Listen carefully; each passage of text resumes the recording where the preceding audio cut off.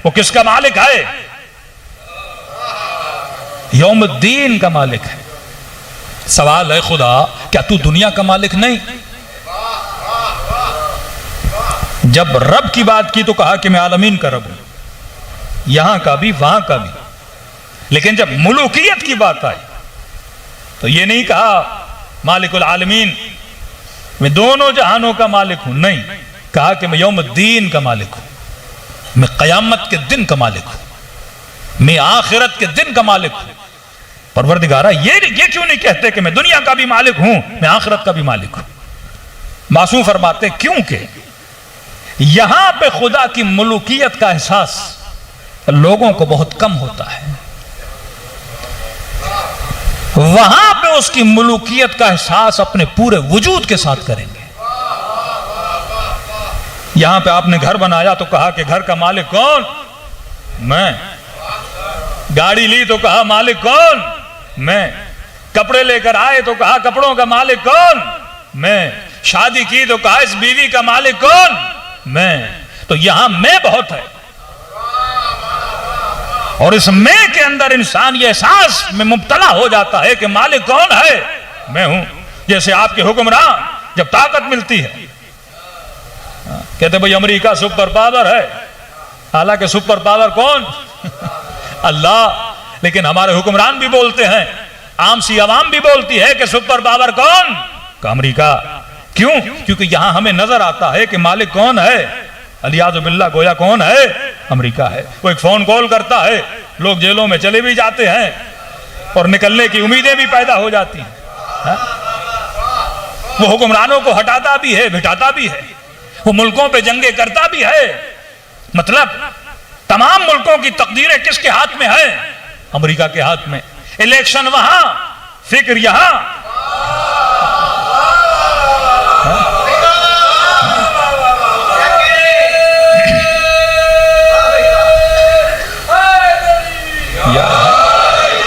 बताइए, इतनी फिक्र कभी किसी को अपने हकीकी मालिक की हुई यहां कि भाई ये काम कर रहा हूं, अल्लाह क्या सोचेगा?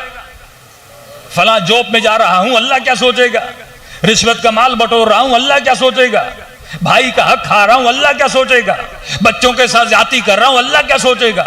सर पे चादर नहीं, अल्लाह क्या सोचेगा? नमाज नहीं पढ़ रहा, अल्लाह क्या सोचेगा? टाइम जाया कर रहा हूं, अल्लाह क्या सोचेगा? नहीं, हर काम में यह फिक्र है कि अमेरिका क्या सोचेगा। क्योंकि प्रैक्टिकली हमने मालिक किसको समझा? हुक्मरानों को समझा, या आम लफ्ज में कहूं साहिब पावर को समझा। वो कभी सोवियत यूनियन हो या आज अमेरिका हो, कल कोई और होगा। हजरत मूसा के जमाने में मालिक फिरौन को समझा, कभी निमरूद को समझा, कारून ने खुद को समझा, कहा कि मूसा माल मैंने जमा किया, क्यों दूं अल्लाह की राह में? मेरी मेहनत, मेरा पैसा, मेरा माल, मालिक कौन बना? मैं बना। मोमिन को कहा कि खुम्स दो का, क्यों दूं मेहनत, मेरी पैसा मेरा, मैं गरीबों को क्यों दूं? पूरा दिन सोता रहता, खुद जाके मेहनत करे, मैं अपने पैसे से क्यों दूं? मैंने पसीना बहाया, मैंने मेहनत की, मेरा दिमाग लगा। तो यहां एहसास मुलूकियत अपने वजूद में आता है। यहां किसी को एहसास दिलाना कि वो मालिक है, यह बड़ा मुश्किल है। यहां सिंध में आ जाओ तो एहसास होता है पीपल्स पार्टी मालिक, पंजाब में जाओ तो नून लीग मालिक, केपीके में जाओ तो पीटीआई मालिक, बलूचिस्तान में जाओ तो पता नहीं कौन मालिक। मतलब हर जगह पे कोई ना कोई मालिक बना हुआ है। तो जिसकी हुकूमत वो मालिक, जिसके पास पावर वो मालिक। अब मुलूकियत हुकूमत की लेवल पर हो तो सियासी पार्टियां, घर की लेवल पर हो तो बाप समझता है मैं मालिक, औरत कमजोर है समझता है इसका मालिक कौन? मैं। बच्चे छोटे हैं तो मेरी सुनेंगे, मालिक कौन? मैं। दुकानदार हूं, 4 लोग काम करते हैं तो मालिक कौन? मैं। यहां मेरे पास इख्तियार है, तो ये इख्तियार मुझे एहसास मुलूकियत देता है। तो खुदा ने कहा कि नहीं, मैं मालिक यौमुद्दीन हूं, जहां तुझे एहसास दिलाऊंगा, जहां तू अपने पूरे वजूद से महसूस करेगा कि मालिक कौन है? मैं हूं। और यह एहसास तब होता है जब सकरातुल मौत आती है। यह एहसास तब होता है जब बदन से रूह निकलती है। उस वक्त मेरे मौला अली फरमाते हैं कि खुदा कुछ चीजों को जिस्म देता है। तुम्हारे माल को जिस्म देगा, तुम्हारी औलाद जिस्म की सूरत में तुम्हारे सामने खड़ी हो जाएगी। फरमाया 3 जिस्म आएंगे, दो जिस्म बड़े मोटे और हट्टे कट्टे। मरने वाला जब बदन से रूह निकल जाएगी तो तीन जिस्मों को देखेगा।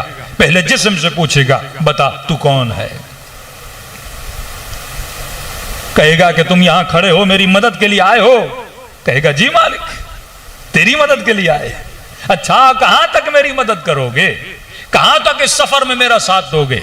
तो वो जिस्म कहेगा, मालिक हम कब्र तक आपके साथ रहेंगे। क्या करोगे मेरे लिए? कफन खरीद लेंगे, एम्बुलेंस का बंदोबस्त करेंगे, कब्र के खुदवाने की मजदूरी दे देंगे, आपके लिए एक दो मजलिसें करवा देंगे, ये आपके लिए हम कर सकते हैं। कहा आगे? का नहीं, आगे हम नहीं आ सकते। का तुम हो कौन? का मैं तुम्हारा माल हूं, और माल यहीं तक काम आएगा। कफन ले लेगा, कब्र का बंदोबस्त, खुदवाई का बंदोबस्त, एम्बुलेंस का बंदोबस्त, एक आधी मजलिस आपके लिए करवा लेंगे, 4 लोगों को खाना खिला देंगे, माल यहीं तक काम आएगा। कहा आगे तक उतना जाना है। दूसरे जिस्म से पूछेगा, तुम कहां तक मेरे साथ चलोगे? कहेंगे हम बस आपके लिए इतना कर सकते हैं, जनाजा कांधों पे उठा लेंगे, कब्र में लिटा के तलकीन पढ़ा देंगे, 4 लोगों को बुलाकर सूरह हमद की किरात करा देंगे। क्या तुम हो कौन? कि हम तुम्हारी औलाद हैं, यहां तक आपके साथ देंगे। कहा आगे हम नहीं आ सकते। मेरे मासूम फरमाते एक तीसरा जिस्म बड़ा नहीफ और कमजोर खड़ा रहेगा। 2 मोटे और हट्टे कट्टे, जिनको खिलाया भी पिलाया भी, जिनकी तरफ तवज्जो बड़ी थी, माल कमाने पे तवज्जो, औलाद के बनाने पे तवज्जो, लेकिन फरमाइए तीसरा जिस्म जो बड़ा कमजोर होगा, इस जिस्म से कहेगा कि तुम कौन हो और कहां तक मेरे साथ चलोगे? आवाज आएगी, जनाब मैं कब्र में भी तुम्हारे साथ हूंगा, आगे भी तुम्हारे साथ चलूंगा, पूरी बरज़ख में तुम्हारे साथ हूंगा, कयामत के दिन भी तुम्हारे साथ हूंगा। अगर जहन्नुम की तरफ गए वहां भी तुम्हारे साथ, और अगर जन्नत की तरफ गए वहां भी तुम्हारे साथ। ताज्जुब से कहेगा, तुम इतने कमजोर कि तुमने मेरी तरफ तवज्जो नहीं दी। इन 2 जिस्मों को मोटा करते रहे, लेकिन इस मुझे तुम कमजोर करते रहे, जबकि मैं दुनिया में भी तुम्हारे साथ था, कब्र में भी तुम्हारे साथ हूं, बरज़ख में भी तुम्हारे साथ हूं, आखिरत में भी तुम्हारे साथ चलूंगा। आवाज आएगी, तुम हो कौन? तो जवाब देगा, मैं तुम्हारा अमल हूं, जिसकी तरफ तुम्हारी तवज्जो बहुत कम थी, और अगर तुम आमाल को जमा करते तभी कहा फहुव फी ईशतिन रादिया।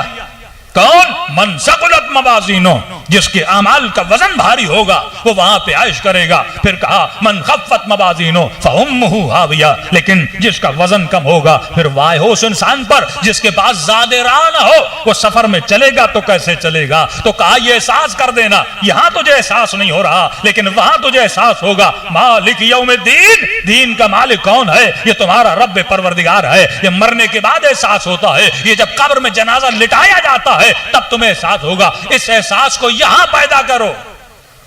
अगर यह एहसास दुनिया में आ गया कि मालिक हकीकी कौन है, तो फिर दुनिया में कोई मजलूम न रहे, कोई जुल्म न करे, कोई किसी के साथ ज्यादती न करे, कोई किसी की माल में आंखें न डाले। फिर हर इंसान ऐसे जिंदगी गुजारे जैसे अंबिया ने गुजारी, जैसे औलिया ने गुजारी, जैसे हबीब इब्न मदाहिर ने गुजारी, जैसे हुर ने गुजारी। फिर करबलाई मुआशरा बन जाएगा जब इस नुफूस तक इंसान पहुंच जाए कि वाकईन हकीकी मालिक कौन है? परवरदिगारे आलम है। सल्लल्लाहु अलैहि मोहम्मद।